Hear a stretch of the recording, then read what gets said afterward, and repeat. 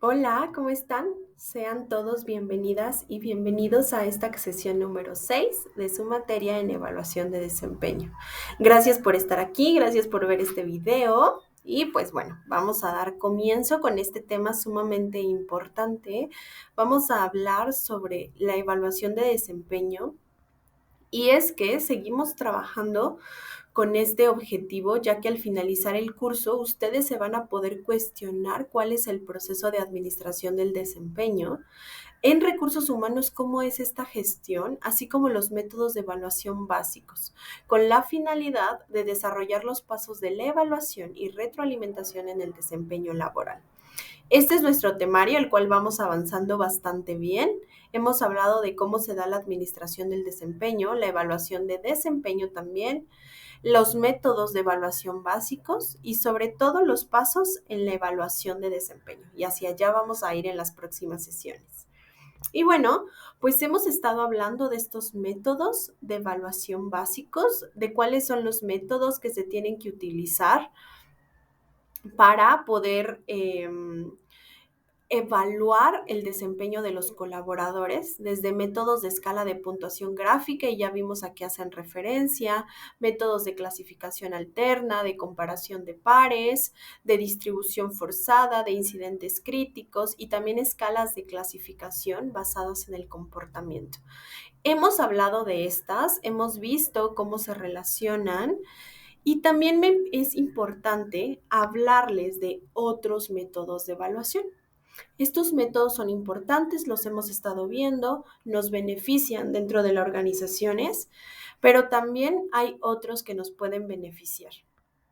Como por ejemplo, podemos hacer dentro de una organización que a lo mejor todavía no tiene tan formalizados los procesos, un ensayo.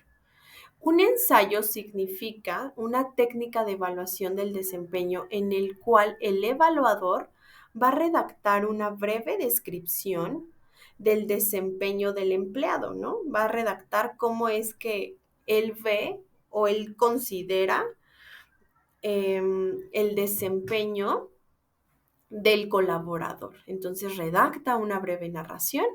Esta técnica sobre todo tiende a concentrarse en un comportamiento extremo en el trabajo del empleado y no en el desempeño rutinario y cotidiano. O sea, no es como que diga, su desempeño cotidiano es de esta manera o su desempeño en estos días ha sido de esta forma.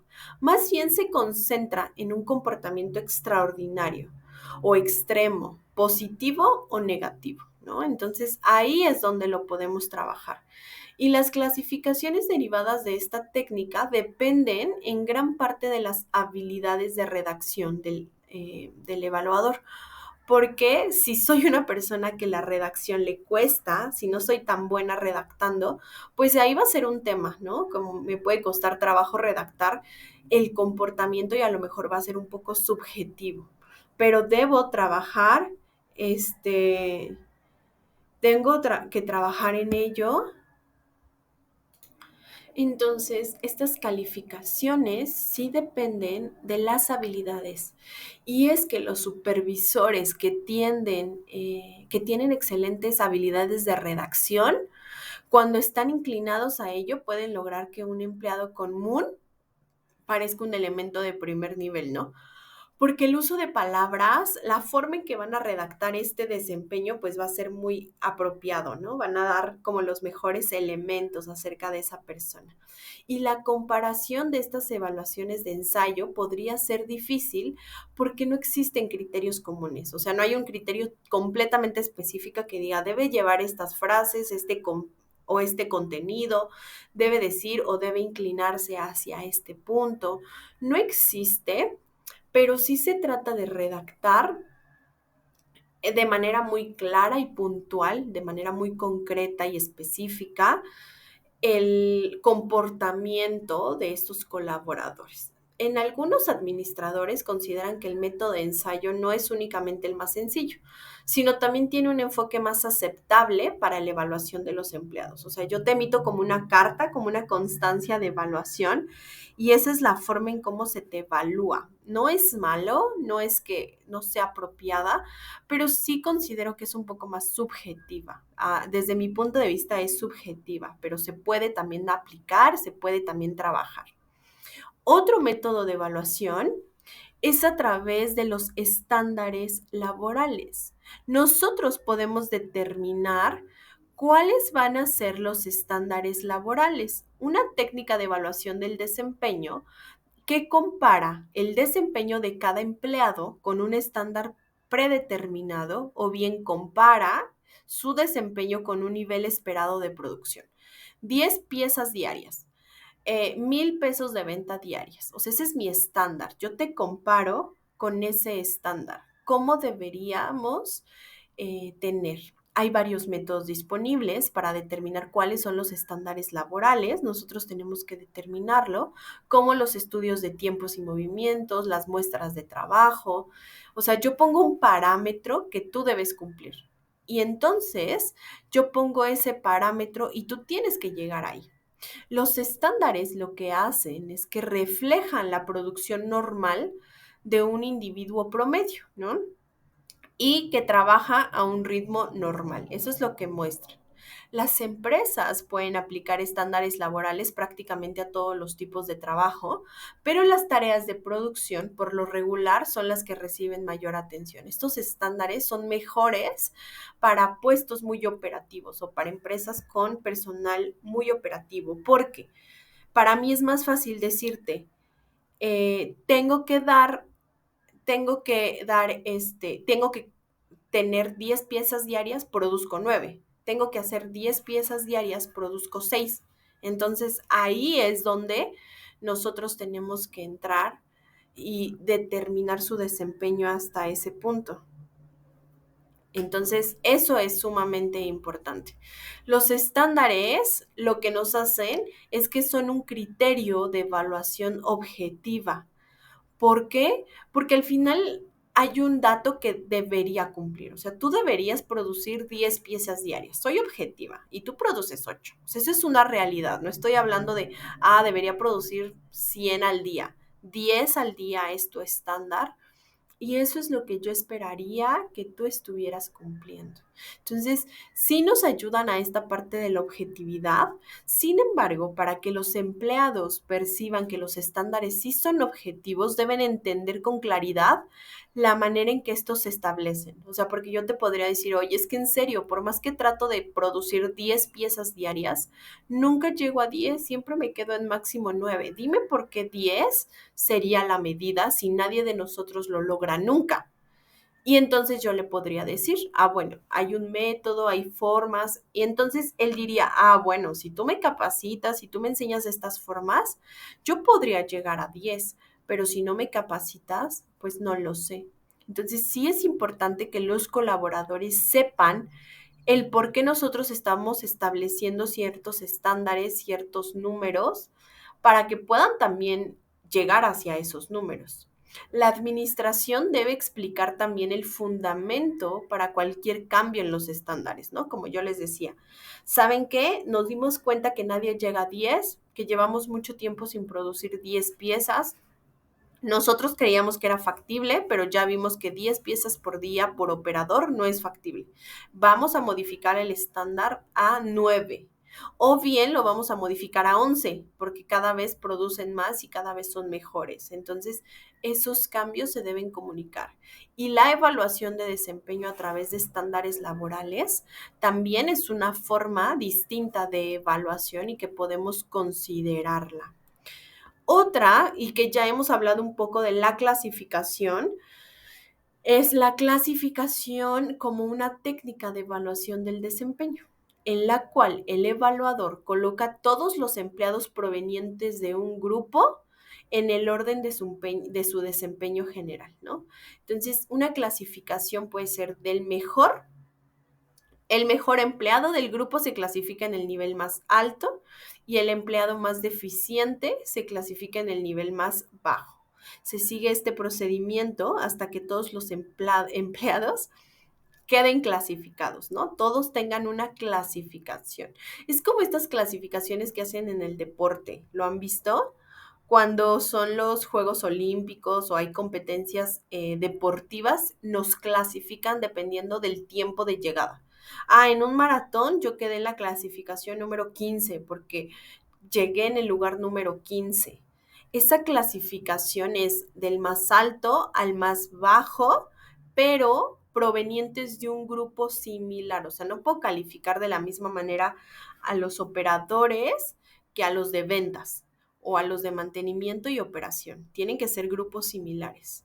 Y es que una dificultad surge cuando todos los individuos han tenido desempeños a niveles comparables, de acuerdo con la percepción del evaluador. O sea, están muy similares o es muy reñida esa clasificación, porque en verdad ambos podrían estar en el punto número uno. O sea, para mí ambos podrían estar en el punto número uno, pero solo uno debe estar. Entonces, algunos profesionales del campo sí defienden el uso de este enfoque comparativo como las clasificaciones, siempre que la administración deba tomar decisiones en relación a los recursos humanos. Consideran que los empleados reciben promociones o aumentos salariales más altos no porque logren sus objetivos, sino más bien porque lo logran mejor que otros dentro de su grupo.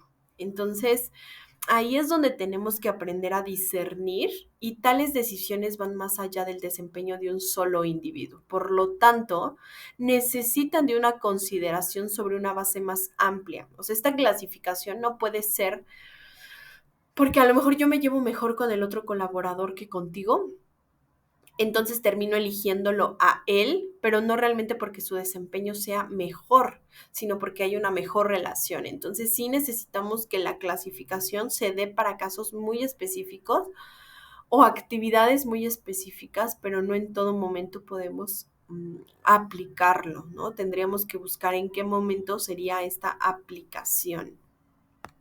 Y bueno, algo que ya habíamos visto un poco es acerca de la distribución obligatoria, pero desde otro enfoque lo veremos hoy, ya que esta distribución obligatoria se refiere a una técnica de evaluación del desempeño en la cual se requiere que el evaluador asigne a los individuos de un grupo un número limitado de categorías. Ahí vamos a ir por categorías, similares a una distribución normal de frecuencias, ¿no? Entonces, eso es lo que debería ser, estos aspectos, y ahí es como yo voy a hacer esta asignación. Aquí es una asignación.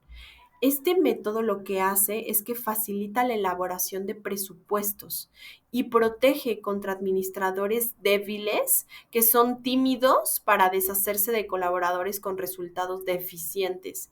Y es un punto un poco rudo escucharlo de esta manera, pero es que hay veces que tenemos colaboradores que no tienen un desempeño favorable, pero no sabemos cómo trabajar eso, no sabemos cómo expresar que no está teniendo un desempeño óptimo.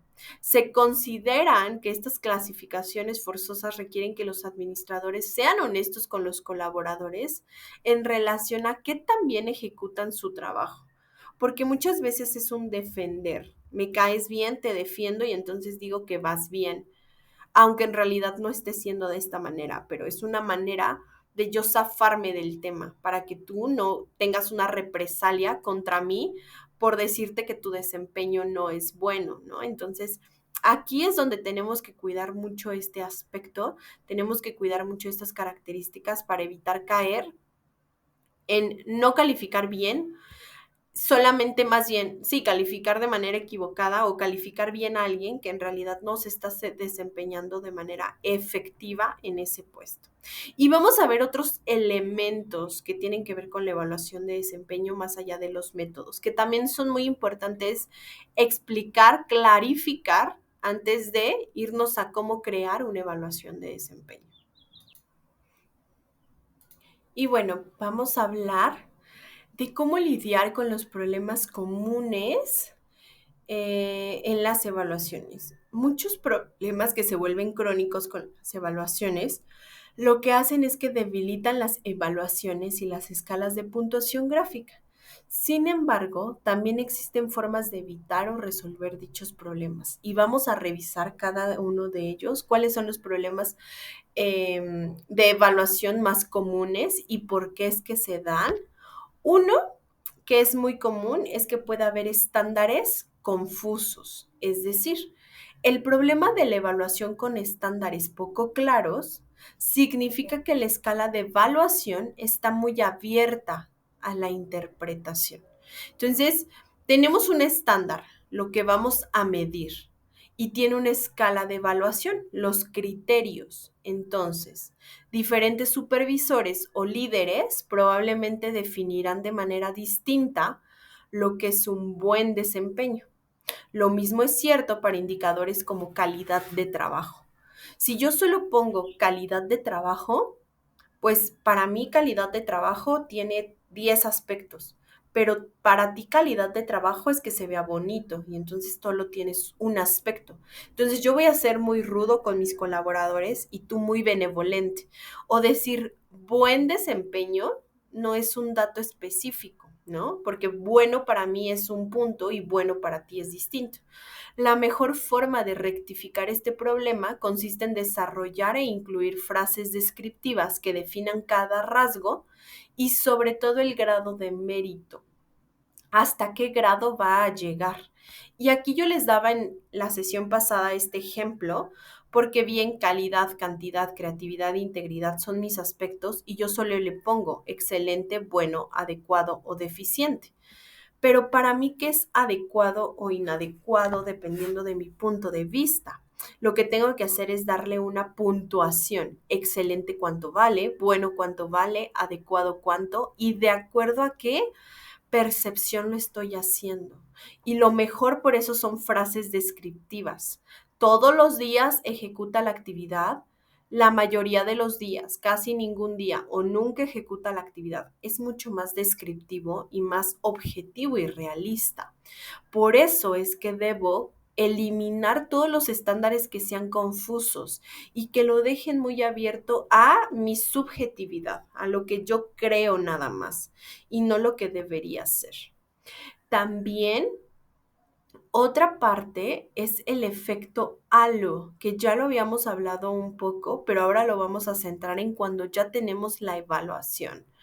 El efecto halo significa que la puntuación de un trabajador en un indicador como llevarse bien con los demás influye en la forma en que se evalúa a la persona en otros rasgos como cantidad de trabajo. Como Janet se lleva muy bien con los demás, yo digo que su cantidad de trabajo es muy buena. Pero Paloma, como no se lleva bien con los demás, yo digo que su cantidad de trabajo es pésima. Este es un efecto halo. Por ello, un trabajador poco amigable podría clasificarse como insatisfactorio en otros rangos, en vez de solo en el de llevarse bien con los demás. Ok, es cierto, no se lleva bien con los demás, no es muy bueno creando relaciones, pero su trabajo sí es bueno. Entonces, ahí es donde debemos estar conscientes de que este es un gran problema y que tenemos que trabajar en esto para que cuando se evalúe no influya este aspecto. Otra es la tendencia central, que la tendencia central se enfoca en que se refiere a clasificar a todos los trabajadores en torno al promedio. ¿Cómo? Si la escala de puntuación varía de un 1 a un 7, un supervisor podría tender a evitar los valores más altos, como un 6 o un 7, ¿no? Y decir, no, nadie está en 6 o 7, ni tampoco en 1 y 2. Yo califico a todos en 3 y 5, entre 3 y 5. Y no es objetivo, porque dicen, no, todos parejos, a todos los evalúo similar, a nadie ni tan alto, a nadie ni tan bajo. Lo malo de esto es que tal restricción llega a distorsionar las evaluaciones y hacerlas menos útiles para cuestiones de promoción, ajuste de salario o una asesoría. ¿Por qué? Porque entonces parece que todos están bien, todos están en una categoría adecuada, entonces ¿para qué cambiar lo que está bien? O no tengo trabajadores excepcionales, cuando en realidad sí, pero los estoy calificando desde una tendencia central. Por eso, clasificar a los trabajadores en vez de usar una escala de puntuación gráfica puede eliminar este problema, porque todos los empleados tienen que clasificarse y por lo tanto no todos pueden clasificarse con el promedio. Recuerdan que les decía que la clasificación es del más alto al más bajo o del más bajo al más alto. En vez de usar una escala gráfica, podemos usar una clasificación y así ya sí o sí les tengo que dar un lugar y no los pongo a todos en el montón, a todos en el mismo costal, ¿no? Para yo evitarme problemas. Entonces, eso es un tema que también debemos trabajar. La indulgencia o la severidad es otro aspecto. La indulgencia o severidad es, por el contrario, algunos supervisores tienden a calificar a todos sus subalternos de forma consistentemente baja o muy alta, un problema al que se conoce como un problema de severidad e indulgencia. De nuevo, una solución sería insistir en clasificar a sus subalternos. Por ello, fuerza al supervisor a distinguir entre los desempeños altos y bajos, porque a lo mejor yo soy muy indulgente y entonces a todos los califico súper bien porque no quiero problemas. O soy muy severo y a todos los califico mal. Tendríamos que tener no caer en este sesgo, sino realmente calificar de manera adecuada. Y el sesgo como tal es que las evaluaciones a menudo indican más acerca del evaluador que del evaluado. Eso sucede. Características personales de los evaluados y de los evaluadores, como la edad, el grupo étnico y el género, pueden afectar sus puntuaciones, ya que con frecuencia son bastante alejadas de su desempeño real individual. Entonces, si a mí no me cae bien, si tiene un nombre que no me gusta, si es hombre, si es mujer, si pertenece a un grupo étnico o yo pertenezco, puede que esto influya en mi evaluación a mi personal a cargo o a mis compañeros. Los estudios sugieren que los prejuicios idiosincráticos del evaluador explican los mayores porcentajes de las variaciones observadas en las evaluaciones de desempeño. Muchas veces estos sesgos de prejuicios son los que influyen y afectan a las evaluaciones. Y lo que deberíamos hacer es evitar este sesgo, evitar pensar en mí y calificar el desempeño real individual de cada colaborador, no irme por esta parte de lo que a mí me hace sentir. Otro punto es la manipulación de las evaluaciones, ¿no? Puede ser que el supervisor otorga al empleado una alta o inmerecida evaluación del desempeño.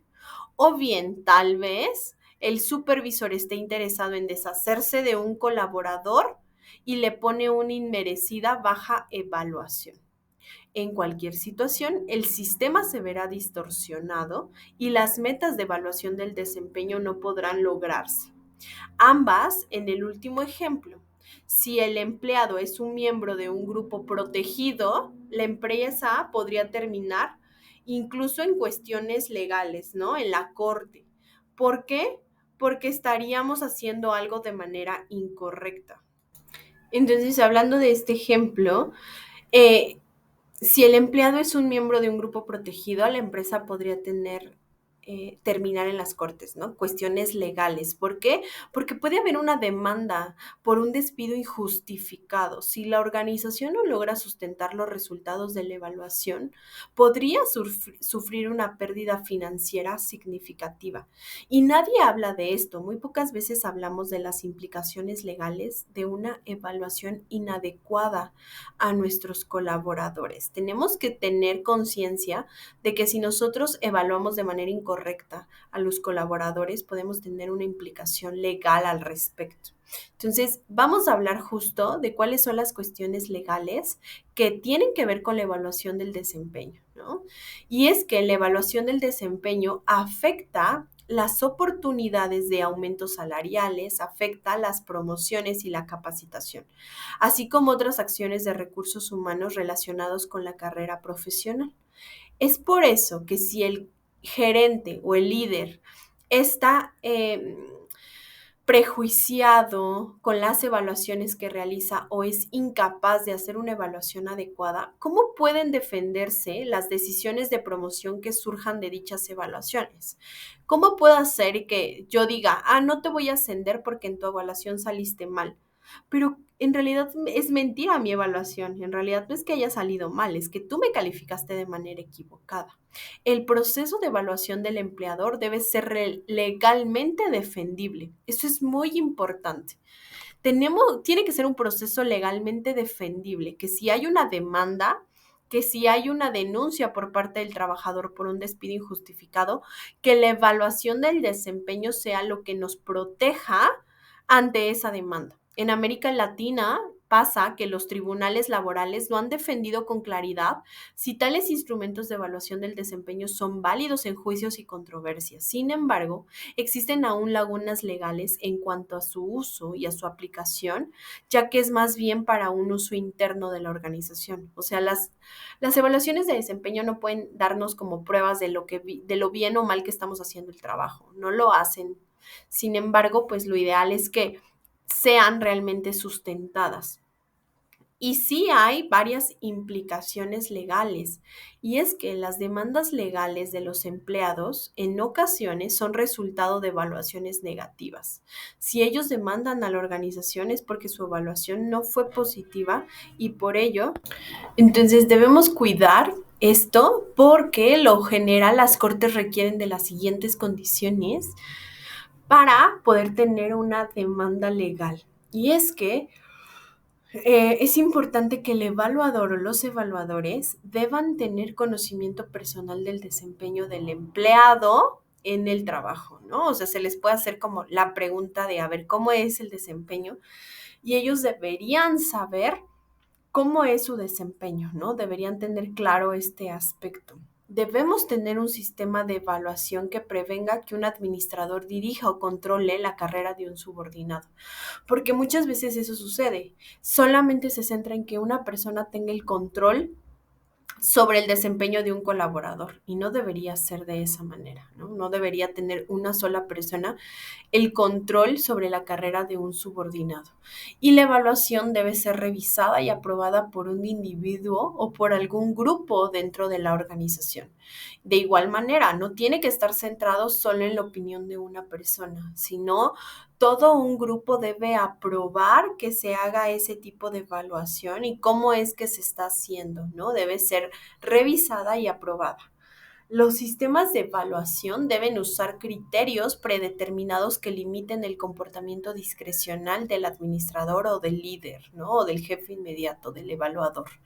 Entonces, no tenemos que permitir que use criterios que solo le convengan a él, que solamente le beneficien, sino más bien utilizar criterios que beneficien a la organización y que sea una evaluación justa para el colaborador.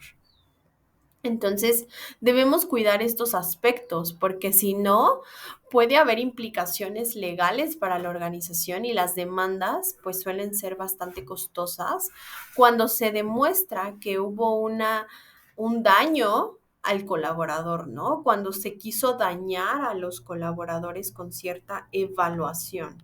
Entonces, hay que cuidar ese aspecto. Y bueno, pues existen al día de hoy ya nuevas tendencias en cuanto a la evaluación de desempeño. Y es que estas tendencias nos ayudan a entender cómo es que al día de hoy se generan las evaluaciones. Lo primero es que los indicadores ya suelen ser sistemáticos, es decir, ya se visualiza a la empresa como una totalidad y forman un conjunto homogéneo e integrado que privilegia todos los aspectos importantes o relevantes, no solamente algunos.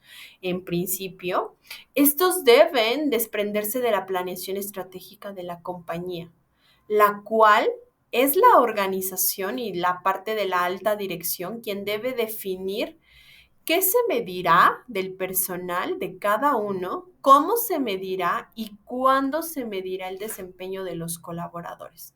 Esto se debe crear y asignar de una manera muy específica. Un efecto de cascada facilita localizar metas y objetivos de los diversos departamentos y niveles jerárquicos, ¿no? Entonces, yo tengo que tener 1000 tú 1,500 y así hasta abajo para que sea un efecto cascada. Y es que en la medida de lo posible los indicadores deben ligarse a principales, sobre todo procesos empresariales y dirigirse al cliente interno, pero también externo. Entonces, este primer punto de que deben ser sistemáticos, establecidos, congruentes, deben ser aplicables para todo el personal es sumamente importante. No deben aplicar solamente para un grupo, sino para varios grupos. Los indicadores suelen seleccionarse con distintos criterios de evaluación. Esto depende de que sean para premiaciones, para remuneración variable, participación de utilidades, ascensos. Cualquiera deben seleccionarse distintos criterios de selección y de evaluación. Es difícil que un único indicador sea tan flexible y universal que sirva para para igualdad de criterios diferentes. O sea, no podemos decir, solo con que sea buena persona. Oye, buena persona no te habla de su trabajo, de sus competencias, de sus cualidades. De ahí la necesidad de identificar los indicadores adecuados para cada criterio específico. Y eso es lo que vamos a ver también en esta sesión, porque quiero que los términos para ustedes queden muy claros. ¿A qué se refiere cada término? ¿Por qué hablamos de criterios, indicadores y hacia dónde se va cada uno de ellos? Y bueno, otro punto son los indicadores suelen recogerse en conjunto, ¿no? Que los indicadores suelen recogerse en conjunto.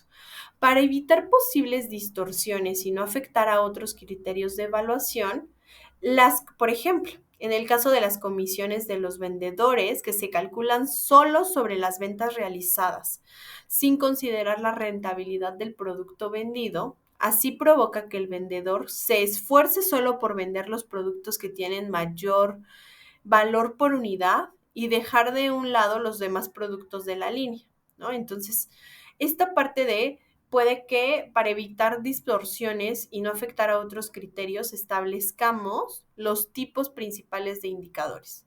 Podemos establecer para un colaborador indicadores financieros y puede ser uno de cada uno. Y es que los indicadores financieros los relacionamos con elementos tal cual financieros, económicos, como flujo de caja, utilidad, rendimiento sobre la inversión, relación costo-beneficio. También puede establecer indicadores ligados al cliente, como satisfacción del cliente, tanto interno como externo, tiempo de entrega de los pedidos, participación en el mercado, competitividad en precio o calidad, y ese puede ser otro indicador a medir en los colaboradores. Otro puede ser indicadores internos, como tiempo del proceso, índices de seguridad, índices de trabajo que se deben repetir, ciclos del proceso, y ese es otro indicador. O indicadores de innovación, como el desarrollo de nuevos proyectos, nuevos productos, proyectos de mejora, mejora continua, calidad total, la investigación y el desarrollo.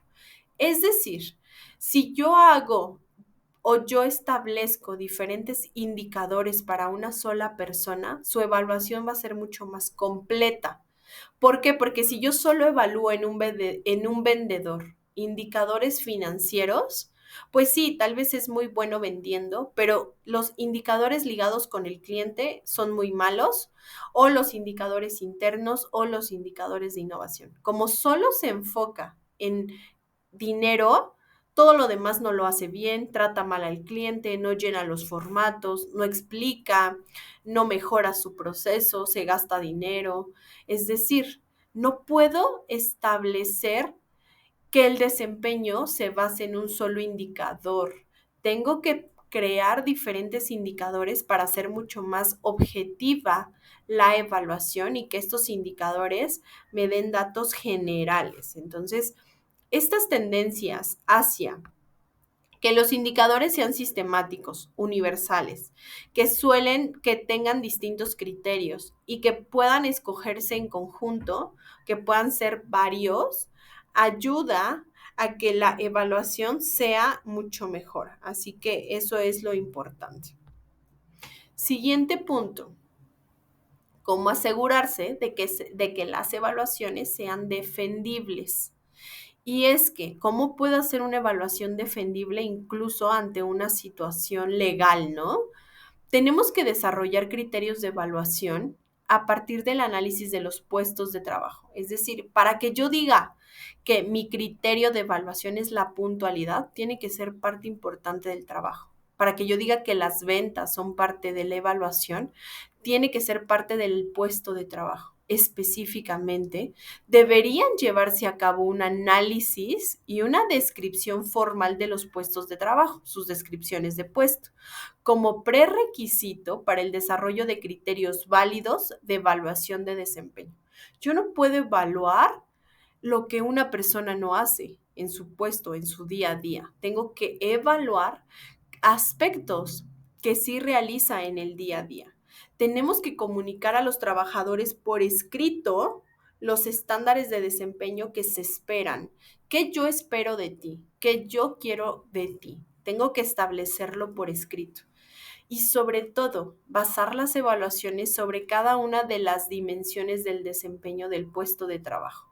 No nada más un aspecto, sino varias dimensiones. Y es que el uso de una sola calificación general global o clasificar a los colaboradores solo en un estándar similar no es aceptable para los tribunales. ¿Por qué? Porque con frecuencia los juzgados consideran tales sistemas como ambiguos. O sea, no puedes evaluar a todos solo por bueno o malo. Excelente. No, tiene que haber más aspectos. ¿Cómo vas a decir que un vendedor es bueno o malo y un operador es bueno o malo? Y lo mismo para todos. No se tiene que hacer de esa manera. Por lo general, los tribunales requieren que calificaciones separadas a lo largo de cada dimensión del desempeño se combinen a través de un sistema de ponderación formal que dé como resultado una calificación resumen. Es decir, medir varios aspectos, medir muchos aspectos dependiendo del puesto y la suma de todos ellos nos den una calificación. Pero no me puedo basar solo en un aspecto. Tengo que basarme en varios aspectos. Y bueno, también es importante que se incluya en un proceso para que el trabajador tenga la posibilidad de apelación. Y es que los empleados deberían tener la oportunidad de revisar y hacer comentarios escritos o verbales acerca de sus evaluaciones antes de que sean finales. Es importante que antes de que nosotros firmemos y digamos, esta es la evaluación final y definitiva, los colaboradores tengan la capacidad de réplica, puedan revisar esa evaluación y hacer sus comentarios escritos o verbales y deberán contar con un proceso de apelación formal mediante el cual se revisen sus puntuaciones. Si yo no estoy de acuerdo con lo que me evaluaron, debería existir un mecanismo para que yo pueda apelar esa evaluación y entonces se haga una revisión y una retroalimentación. Debemos considerar que un evaluador nunca debería tener una autoridad absoluta para determinar una acción personal. Nunca debería tener la decisión final sobre un colaborador. Esta es una razón por la cual los procedimientos de evaluadores múltiples cada día se están volviendo más populares o las evaluaciones de 360 grados, porque así no recae la evaluación sobre la percepción de una sola persona, sino más bien es la percepción de todo el conjunto.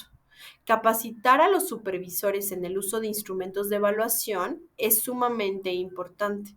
También documentar el proceso por escrito con toda la información que se relacione con la decisión personal. Si ya hemos decidido que la evaluación se queda de cierta manera, hay que fundamentarla a través de un escrito. Si no es posible la capacitación formal de un evaluador, porque también se vale capacitar a los evaluadores en cómo ser mejores evaluando, al menos hay que brindar instrucciones escritas para el uso de la escala de calificación para evaluar al personal. Tenemos que ser muy claros con las instrucciones para que ellos sean muy objetivos con el personal y esto beneficie también a la organización. ¿Qué características debe tener un sistema eficaz de evaluación? Que es hacia donde nosotros tenemos que apelar, a tener un sistema de evaluación eficaz. El propósito básico de un sistema de evaluación del desempeño es mejorar la actuación de los individuos, de los equipos y de toda la organización. Es mejorar su actuación, mejorar su desempeño, mejorar su rendimiento. El sistema también nos debe ayudar a tomar decisiones administrativas relacionadas con aumentos de sueldo, transferencias o incluso terminaciones de contratos. Si nosotros queremos ascender a un colaborador, una evaluación de su desempeño nos puede ayudar. Pero también si queremos terminar un contrato, una evaluación de desempeño nos ayuda a demostrar que su desempeño no es óptimo. El sistema de evaluación debe ser legalmente defendible, que es lo que hemos hablado. Tiene que ser legalmente defendible. Aunque no existe un sistema perfecto o una forma específica de cómo hacerlo, todo sistema debe poseer ciertas características y las organizaciones deben buscar una evaluación exacta del desempeño que permita el desarrollo de un plan para mejorar la actuación individual y la de los grupos. Entonces, deben tener un sistema de evaluación muy clara para todos, para los departamentos, para las áreas, para los grupos y para los individuos. El sistema debe informar a las personas cómo están posicionadas dentro de la organización. No debe ser un secreto, no debe ser algo oculto. Debemos ser honestos sobre cómo está siendo el desempeño de los colaboradores, por qué lo estoy clasificando de cierta manera y qué espero de él para llevarlo a un nivel mucho más alto. Y es que tenemos que establecer criterios relacionados con el trabajo. Tenemos que establecer criterios con la relación con el trabajo. ¿Qué relación tiene este criterio con tu trabajo? Ese es el criterio básico que se necesita de las evaluaciones de desempeño. ¿Qué relación tiene esta actividad con tu puesto?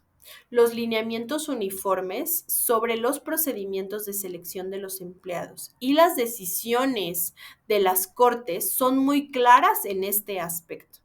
De una manera más específica, los criterios de evaluación se deben determinar a través de un análisis del puesto. Para que yo establezca como criterio de evaluación la puntualidad, la calidad y ciertos aspectos deben estar ligados al descriptivo de puesto.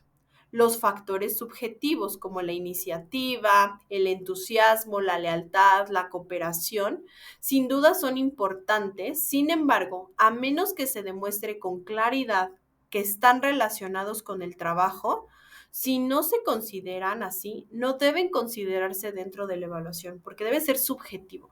¿Qué tanto entusiasmo tienes para tu puesto? Oye, si entusiasmo es algo imprescindible del puesto, ponlo, pero si no, no nada más llenes por llenar, no hagas solo por hacer.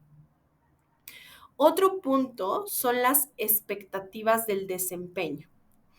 Los administradores y subordinados deben estar de acuerdo en las expectativas del desempeño de forma anticipada. Deben conocer este dato de forma anticipada al periodo de evaluación. ¿Cómo podrían trabajar con eficacia los empleados si no saben qué parámetros se utilizan para medir su desempeño? ¿Cómo sé que lo estoy haciendo bien o no si no me lo dicen? Si en realidad nadie me explica que eso es importante. Si los empleados conocen con claridad las expectativas, podrían evaluar su propio desempeño y hacer ajustes oportunos a medida de que realizan su trabajo, sin tener que esperar a hacer la revisión formal de la evaluación.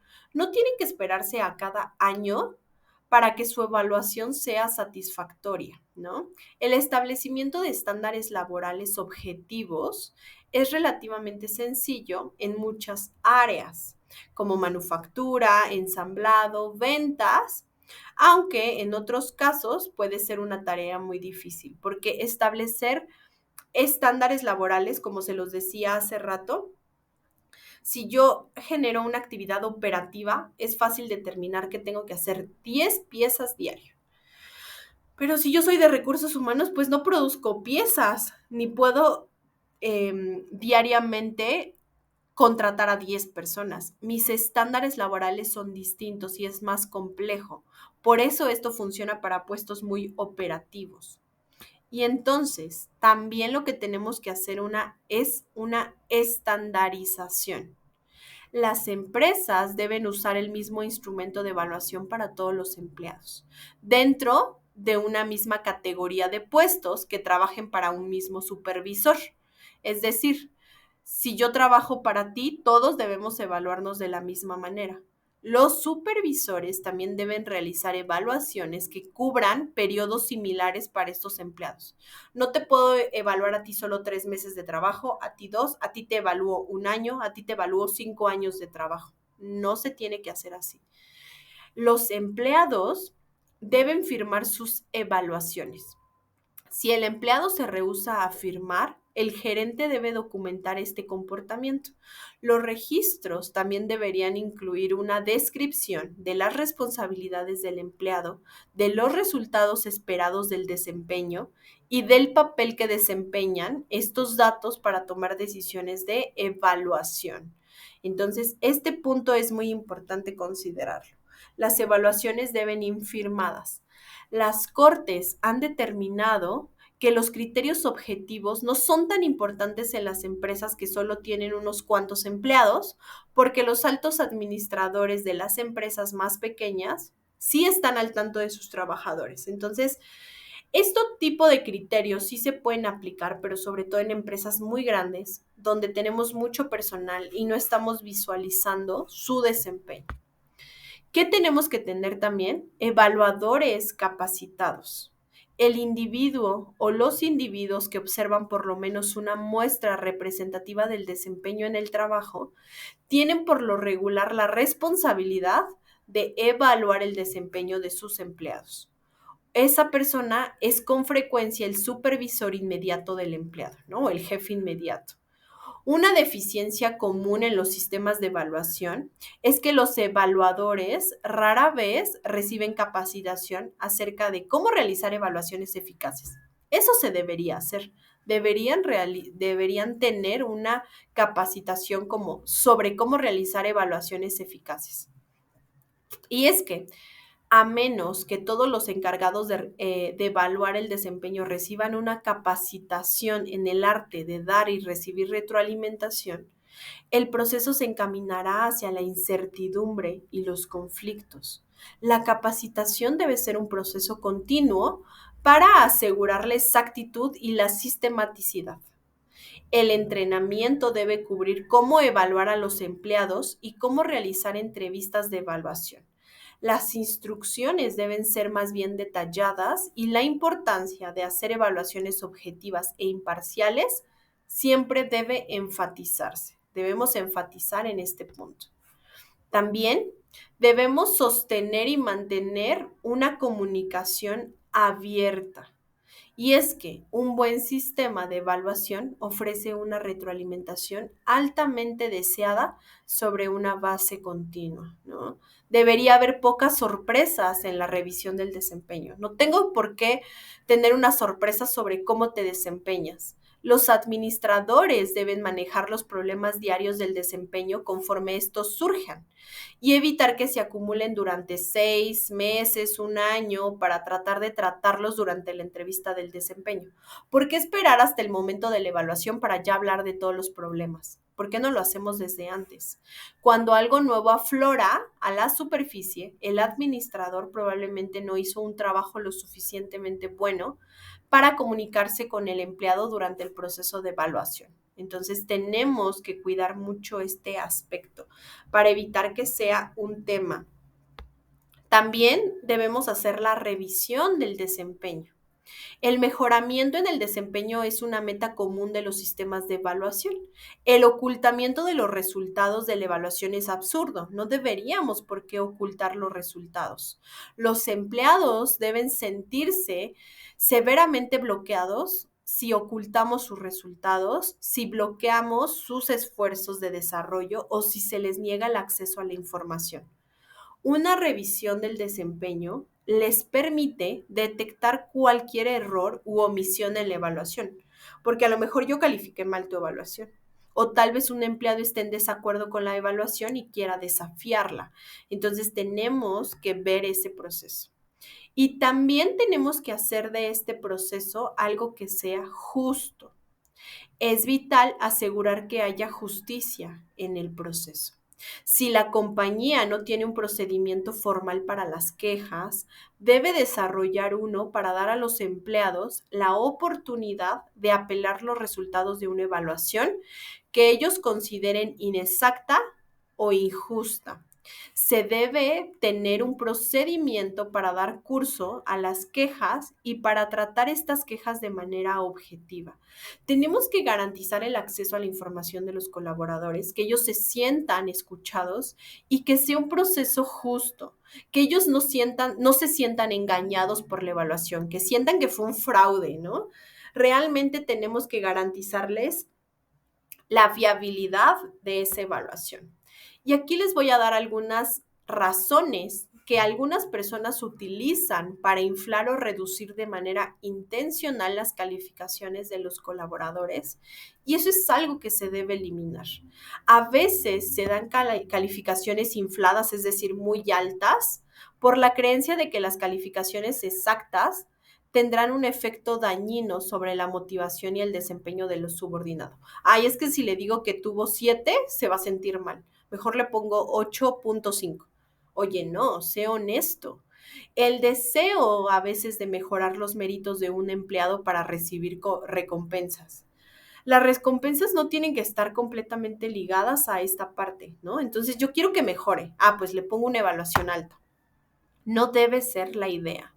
El deseo de no exponer ante los demás los problemas del departamento. No quiero que nadie se entere que hay problemas, entonces inflo la calificación. El deseo de evitar la creación de un registro permanente negativo de un desempeño deficiente que pudiera originar un clima de estrecha vigilancia sobre el empleado en el futuro. Ay, voy a tener que estarlo vigilando, voy a tener que estar atrás de él, voy a tener que decir lo que está pasando. Entonces, mejor le pongo una calificación alta. La necesidad de proteger a los buenos empleados cuyo desempeño se estuviera viendo perjudicado con motivo de problemas personales. Ay, es que ahorita tiene muchos problemas personales, mejor lo califico bien para que nadie se entere que está teniendo problemas. El deseo de recompensar a los empleados que muestren gran esfuerzo, aun cuando los resultados son relativamente bajos. El deseo de evitar una confrontación con ciertos empleados de trato difícil. Como no quiero problemas, mejor te califico bien, ¿no? Para evitarme problemas. El deseo de promover a un empleado deficiente o no aceptado por los demás hacia afuera del departamento. Como ya quiero que te vayas, inflo tu calificación para que te vayas a causar problemas a otra área. Eso no deberíamos hacer. Y también calificaciones reducidas por atemorizar a un empleado para que tenga un mejor desempeño. Te voy a calificar mal para que veas que puedo hacerlo y entonces mejor ponte las pilas. Castigar a un empleado difícil o rebelde. Yo te castigo calificándote mal. Alentar a un empleado problemático para que renuncie y entonces te califico mal. Crear un registro sólido solo para justificar un despido planeado, ¿no? O minimizar los méritos de un subordinado para evitar que obtenga recompensas. Como no quiero que te recompensen, que tengas un bono, que tengas un ascenso, pues te califico mal. Cumplir con un mandato de la organización que pide a los administradores abstenerse de otorgar las calificaciones, altas calificaciones. Como a mí me piden que no coloque altas calificaciones, por eso reduzco tu calificación, no porque realmente no seas bueno. Y es que tenemos que identificar las diversas técnicas de evaluación. Tenemos que identificar cuáles son los problemas asociados con las evaluaciones de desempeño. Tenemos que explicar cuáles son las características de un sistema de evaluación eficaz y sobre todo aprender a describir cuáles son las implicaciones legales de la evaluación del desempeño. La evaluación del desempeño no es solo hacerla por hacerla, no es solo cumplir, sino realmente tenemos que comprometer con crear evaluaciones que ayuden a la organización a identificar quiénes son los mejores colaboradores y quiénes tienen áreas de oportunidad. Tenemos que tomarnos en serio nuestro papel y hacer las evaluaciones de una manera adecuada y efectiva. Así que, pues les agradezco que hayan llegado hasta el final de esta sesión. Gracias por su atención y nos vemos en la siguiente sesión.